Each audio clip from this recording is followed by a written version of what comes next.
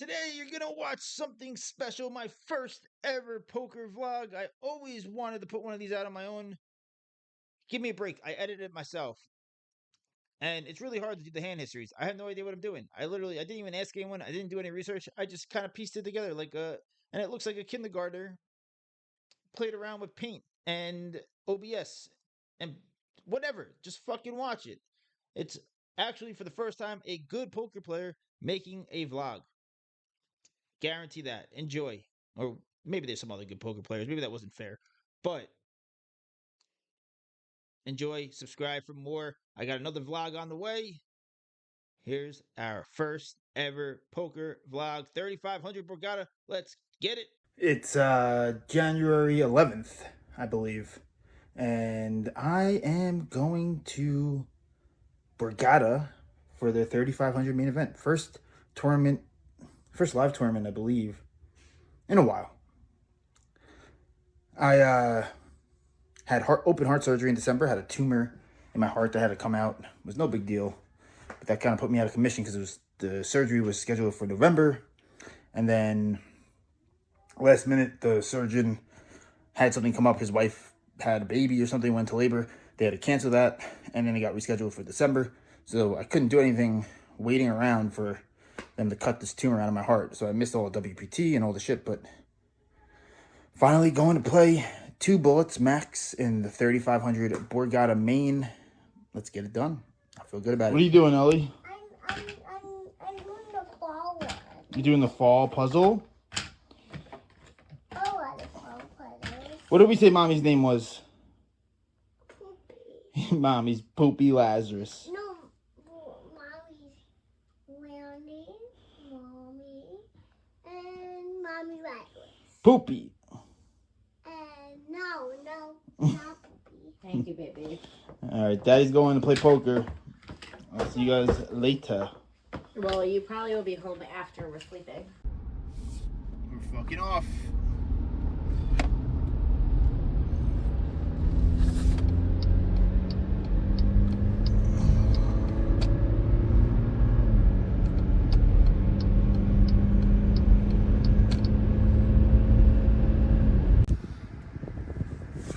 Two and a half hours later, we're fucking here. It's crazy. I used to live in this town called Oceanside, and it used to take me three and a half hours to get here. I now live in a town that's like only 20 minutes away, and it never takes longer than 2.5 hours. But we're fucking here. 10:45 a.m. Starts at 11:15. Me and my boy Pucks gonna go then buy in. Have a good day. I missed all the B-roll content that I wanted to get on the way in because I was on the phone. Fucking dumbass. But whatever. I'll check in. Boom. We're fucking here. Let's get it. Look at this view. My boy Puck's room. He just got here. You know, he's a baller. This is sick. This fucking view. This window. All of AC, the ocean. Bang. Let's get it. We show up to our table about 5 minutes into level 1. Starting stack is 50K. The blinds are 100, 200, 200. There's one starting stack that's already out there with no one sitting behind it, meaning someone pre-regged and is late. Always a good sign. And that guy does show up maybe 2 minutes after we sit, talking about how he got stuck waiting for a hand pay. All good things you want to hear. He reeks of cigarettes. He's middle-aged. The perfect player to have at the table. He sits down, and he's actually who our first conflict is of the day. He limps in the low jack for 200. We're in the hijack. We look down at pocket aces. We raise to 4.5 big blinds or 900. The button overcalls and the low jack calls. The flop comes queen of spades, 8 of clubs, 5 of spades. We have the ace of spades. The low jack checks. We decide to check. The button checks. Turn peels off the 4 of hearts. Relatively a brick. Obviously 6-7 gets there. The low jack now decides to bet out for my same size that I raised pre-flop of 900. I'm in between raising and calling. I decide just to call with the ace of spades. The button folds. Heads up to the river. Keels out the 4 spades, pairing the bottom card, but also bringing in the front door flush. In game, immediately it felt like a good card because now I beat Queen 8 and 8-5 and Queen 5 suited, which you have to assume that is all very much somehow in this guy's range. And I'm pretty confident he does not have a straight or a flush when he again on the river decides to bet the same bet he bet on the turn, the classic same bet please dealer of 900 or 4.5 bigs now into a shit ton of chips in the pot. I think after he bet this amount, there was about 6K in the pot, and I decided to make a basically pot size raise to 5.5K. We're going to value own ourselves here sometimes. That's part of the game. It's okay to raise here and get called by 6-7, to raise here, get jammed on, maybe have to fold or get, 3-bet on, or to raise here and he just calls a flush. All things that will happen sometimes, but to not go for value versus a fish or really versus anyone in this spot with an overpair on a paired board, despite the flush coming in, having the ace of spades would be a catastrophe. So we raise. He thinks about it for a little bit, finally calls, and of course the aces are good. Our first pot of the day, and we are right off the rip pushing 65,000 chips. All right, this takes us to our next hand of note. There were some small pots that we played, lost a small one, won a small one. We end up having about 60,000 in chips when we get our table moved at the start of level 2. The blinds are now 200, 300, 300. The very first hand of the deck, we're dealt ace, king of diamonds in the cutoff. Folds to us, we make it 700. The button, someone that I actually also know, makes it 2,500 pretty quickly. It folds back to us. I mean, we got ace king suited, nothing else to do here but put in the 4-bet to 7,500 chips, playing a big pot, and he pretty quickly calls. Flop comes 8-7-6 with two hearts, one spade. Not much going on for us. Not the greatest flop for us. We never have eights. We never have sevens. We don't have nines. We don't have tens. So our equity on this board is not going to be great. Yes, we still have some overpairs, but I think taking a passive approach now with ace king of diamonds specifically makes some sense. We decide to put in a check, and he pretty quickly checks back. Turn pairs the bottom card. We decide to check again, and he now makes an interesting bet of only 3,500 into about 15.8 or 16K. And for a multitude of reasons, we decide to continue. I think our ace king could still be live. We could be chopping. We could be ahead of ace queen, and so on.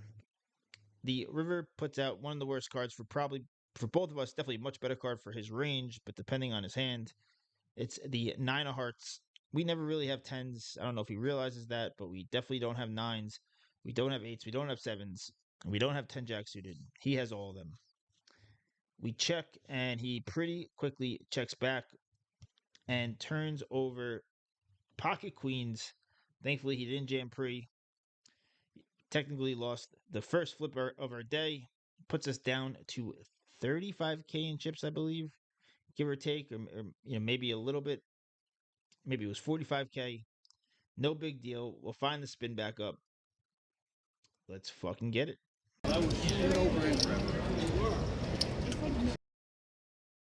The next notable hand of the day, the blinds are now 200, 400, 400. We have about 40K in our stack or 100 big blinds. Folds to the cutoff, an much older guy than even the guy from the hand earlier. Limps now for 400. We look down at a playable hand, suited connector, 5-4 of spades. I like ISOing in these spots versus this type of player. So we raise to 4 big blinds or 1,600 chips, folds back to him, and he pretty quickly puts in the call. Flop comes 10-8-7 with two spades. He checks. I decide, based on how I perceive his limp call range to be, to check back. Turn peels off Jin, the nine of spades. And to make things even better, the villain decides to bet out for 6.75 big blinds here. And of course, we could raise. I consider it, but I think the most reasonable action here is to call. And given mainly that we're in position on river and can extract more value that way. To the river, 9,600 into the pot. River now comes an interesting card. It's the Ace of Diamonds, and the villain now decides to check. There's a few different options we could do here. I think in terms of bet sizing, my thought in game is to be greedy and target his Jack X, two pairs, his sets. If he somehow has 6X, he could have, right? Um, and I think I'm only betting a straight or a flush on river. Uh, I might have some like two pairs and some things like that that I might put into a smaller uh bet size category, but value dictates our bet sizing. And if our range is split between flushes and jack high straights or queen high straights, and maybe two pairs and sets, then I believe the first portion of that range is going to want to use a larger sizing. Obviously, this is not a usual spot given that it's a limp pre and ISO, but we bet now for 28.5 big blinds, which is greater than the size of the pot. There's about 21 and a half bigs in the pot. And to my surprise, he pretty quickly calls. I don't know if he realized how much I bet because when he pays off the bet, he put out 3,500 or so, like 3.5K chips instead of adding in the extra 5K chips. Um, but it's neither here nor there. It's not my problem. We win a massive one to put our stack back up to around 60,000 chips, give or take. Um, Maybe closer to 70,000 chips, which then takes us to the biggest swing pot of the day.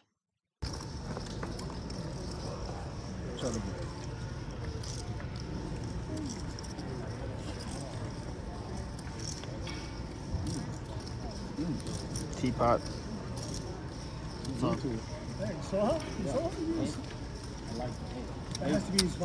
That my friend Teapot, the little Asian fellow you just saw a second ago, me and him get into a big hand.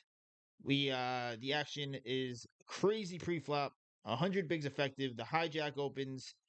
Teapot in the cutoff puts in the 3-bet. We're on the button with pocket kings. Beautiful spot. We make it actually 15 big blinds, but because he only went to 6.5, this program I'm using forces you to use 18 big blinds. No big deal. So we put in the cold 4-bet, folds back to him, and he pretty quickly jams all in for 100 bigs. We're not folding kings. Hell fucking no. All the chips on the line. We make the call. He has aces, but here's the fucking outcome. It's cool, it's cool. Kings, aces, bing, bang, boom, get fucked. You're all mine.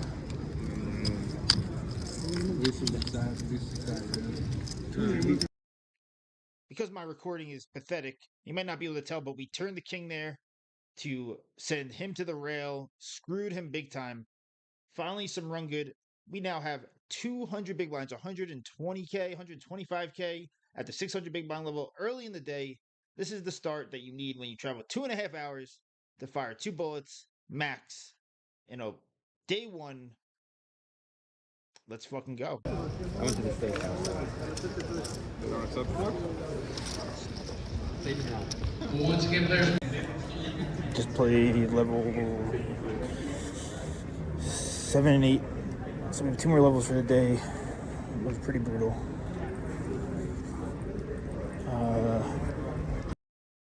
All right, so I have something called faux fit, fear of filming in public. I thought I overcame the fear for a sec there, and what I'm trying to say is the 2 levels I just played, level 7 and 8, but right before the last break of the day, prior to bagging, went horrifically. I started telling it in the corner of my eye. I saw someone notice me talking to myself in the camera, and I got scared and I stopped filming. But these 2 levels went terrible.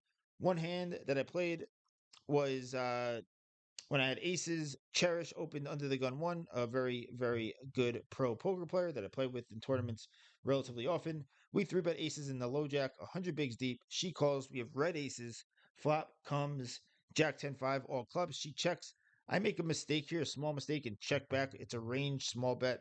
I don't think it's that big of a deal with red aces here to check back. Turn is a offsuit 3, so Jack 10 5, all clubs, turn offsuit 3. She bets now 11K into 15K, or I guess 17K. We put in the call, nothing else to do. River is a offsuit deuce, relatively a brick, and she now bets 22K into about 37 to 40K. And I don't think we can do anything but call here. I think she's going to have some worse value potentially, and she will definitely show up with some bluffs, even though it feels very underbluffed, very value heavy. And she does have King Nine of clubs. She flopped it. No biggie. We lose a small one. We now have like 80K going into the last two levels of the day, which I believe is 800, 1600 big blind, and then it's going to be 1K, 2K.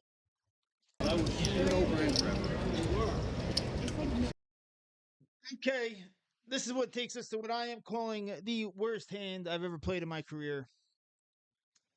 Let's just get into it. Let's get this over with. This is disgraceful, and this is why you should never make assumptions about your opponent. And again, it's versus another older gentleman who I've played with for most of the day, but I just made some really poor assumptions that caused me to make a massive mistake, which you will see here in a second. But we open ace ten of spades under the gun to 3,200, folds to the cutoff. Older gentleman, like I said, different from the other hands. Three bets to 8,000 chips at the 1,600 big blind. We have 75K chips in our stack. He's only going to about five big blinds. We're not going to be folding a suited ace Broadway like ace ten of spades. So we do decide to continue, and the flop comes out 9-8-5 with two spades. We check, and the cutoff now bets 10K, which is a relatively reasonable size. It is about half pot, but the way he put the chips in just seemed to me like he had an overpair for whatever reason. I already felt that he was tighter than normal, and I just thought he has an overpair. So I obviously have two options here, or I guess you could say three, but really two options is call or shove. Some might say you can raise small.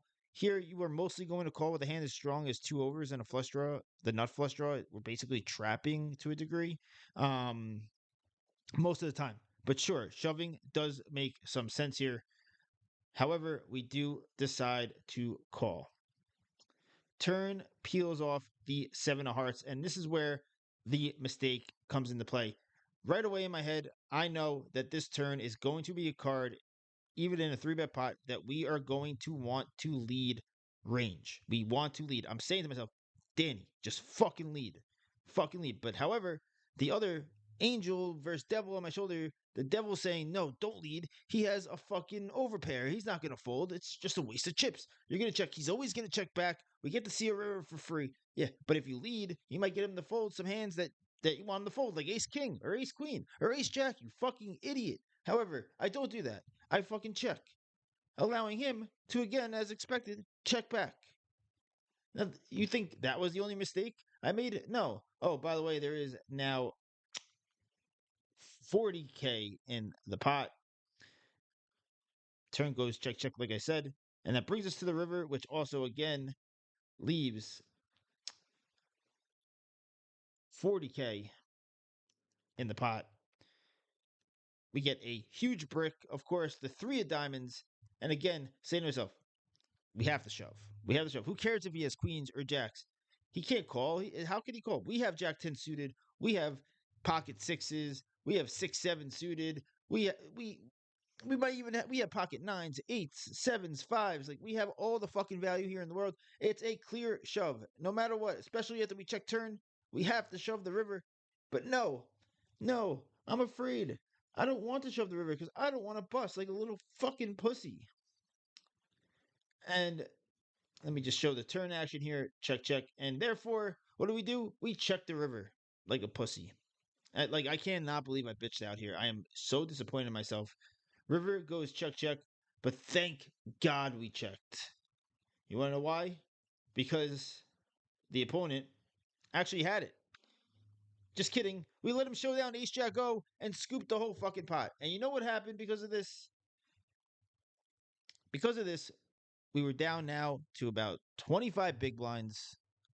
Under the gun opens, cutoff call, small blind calls. The very next hand, we're in the big blind with ace king offsuit. We shove for 25 bigs because they're stacked short under the gun now just calls the shove despite two people covering behind, which is reasonable because he turns over pocket nines.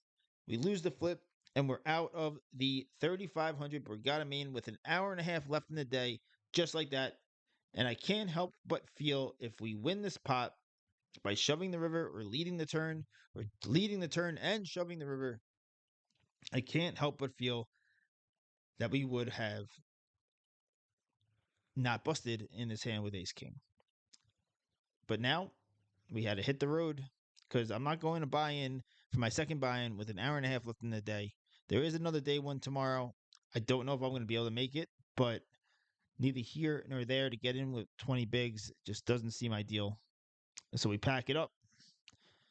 Disgraced following this hand. Like I've never been so disappointed in myself for how I played a hand.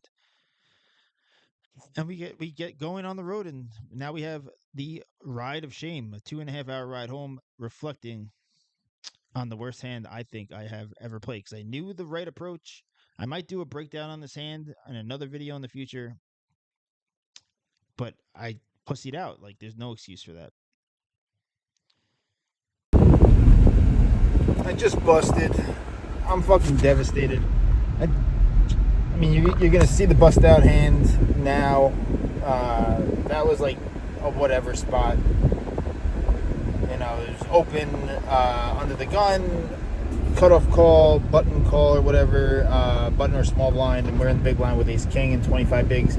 It's how he got to the 25 bigs that has me completely devastated. Might have been like arguably, and it's gonna sound crazy when you hear the hand, the worst played hand of my career, and I feel like it speaks to more of a mindset issue than a playing issue. But I'm just like really disappointed that I knew the right play in the spot, and something in me didn't allow me to do it. Look, I went through the hand history already. I'm not going to retell it, but it is what it is. I'm really disappointed. It's a mindset thing. Being afraid to bust is just not how I ever used to approach these spots, and I guess it's part of going in a semi downswing over these last couple of years. I mainly have been able to play enough. That's the biggest thing. So every opportunity feels so much bigger than it is, and it's definitely getting to my head a little bit, as you can see. But there were some positives to take away from the day.